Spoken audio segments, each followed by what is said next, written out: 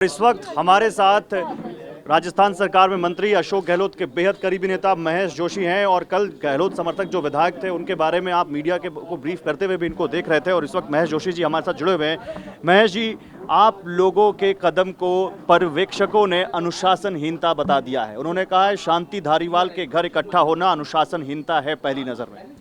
हमें लिखित में कोई अगर लिखित में या मौखिक कैसे भी अगर हाईकमान की तरफ से कोई स्पष्टीकरण मांगा जाता है तो मेरा ये कहना है कि स्पष्टीकरण मांगना हाईकमान का अधिकार है और उसका सम्मानपूर्वक और उचित जवाब देना, अपनी स्थिति को बिल्कुल स्पष्ट करना, ये हमारी जिम्मेदारी है।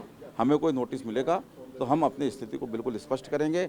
हमारा मानना है कि हमने कोई अनुशासनहीनता नहीं करी। हमारा ये मानना है कि हमारी निष्ठा जो है पार्टी के प्रति और पार्टी हाईकमान के प्रति, उस पर किसी प्रकार का कोई शक न पहले था और न आज नहीं। लेकिन ऐसा मैसेज गया है कि आप लोगों ने बगावत कर दी है।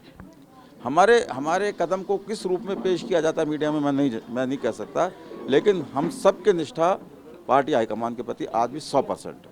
पार्टी आप आला कमान के प्रति निष्ठा भी बता रहे हैं और आला कमान का संदेश भी नहीं मान रहे, क्योंकि ये बात तय है अब तो सामने आ गई कि आला कमान ने तय कर दिया था कि अशोक गहलोत कांग्रेस अध्यक्ष का पद संभालेंगे, सचिन पायलट को सीएम बनाया जाएगा। ये पार्टी आला कमान ने तय किया और आप उसी बात को नहीं मान रहे। ऐसा कोई संदेश न तो खड़गे साहब ने दिया कि अशोक गहलोत जी को बनाया जाएगा इसलिए सचिन पायलट जी को मुख्यमंत्री बना रहे हैं, न अजय माकन जी ने दिया।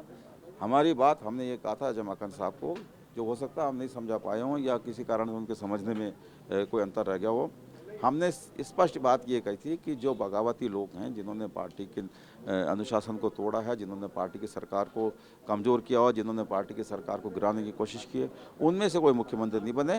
बाकी पार्टी हाईकमान की इच्छा हो, जिसको बनाए, ए को बनाए, बी को बनाए, सी को बनाए, डी को बनाए, जेड को बनाए, जिसको चाहे पार्टी हाईकमान मुख्यमंत्री बनाए, उसमें हमारा कोई। ये तो ब्लैकमेलिंग हो गई महेश जी कि हम जो कहेंगे वो करिए। हमने तो नहीं कहा जो कहें, हमारी बात कहना भी हमारा अधिकार है।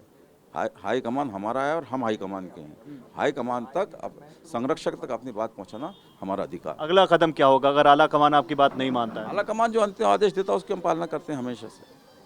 आला कमान ने अगर वही फैसला बरकरार रखा तो क्या करेंगे? जो आला कमान कहेगा वो करेंगे, लेकिन हमारी बात सुनी जाए। हमारा इतनी आला कमान ने सचिन पायलट को सीएम बनाया तो क्या करेंगे? आप अपनी तरफ से कुछ भी कहें, हमारी एक लाइन की बात है कि आला कमान का जो अंतिम आदेश होगा उसकी पालना करना हमारी जिम्मेदारी। अब ये लाइन कहते हैं उसके बाद लेकिन लगा देते हैं, वहीं पर सारी बात खत्म। नहीं, कोई लेकिन नहीं लगाया, लेकिन तो आप लगवा रहे हैं। ऐसा लग रहा है कि आप पैरवी करने आए हैं किसी की।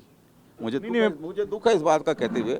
ऐसा लग रहा है कि आप पैरवी कर रहे हैं, ऐसा लग रहा है कि आप हमारी खिलाफत करने के लिए आए हैं। ऐसा पत्रकार को नहीं होना चाहिए। पत्रकार को निष्पक्ष होना चाहिए।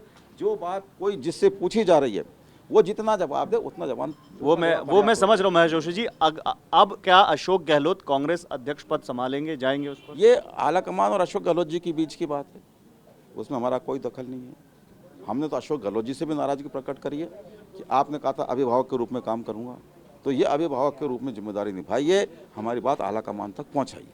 ठीक है, बहुत शुक्रिया। तो महेश जोशी, कांग्रेस के वरिष्ठ नेता, मंत्री राजस्थान सरकार में, अशोक गहलोत के बेहद करीबी, साफ कह रहे हैं कि आला कमान जो तय करेगा वही करेंगे, लेकिन हमारी बात आला कमान को सुननी पड़ेगी। कैमरा सहयोगी कपिल के साथ गौरव अग्रवाल, TV9 भारतवर्ष, जयपुर।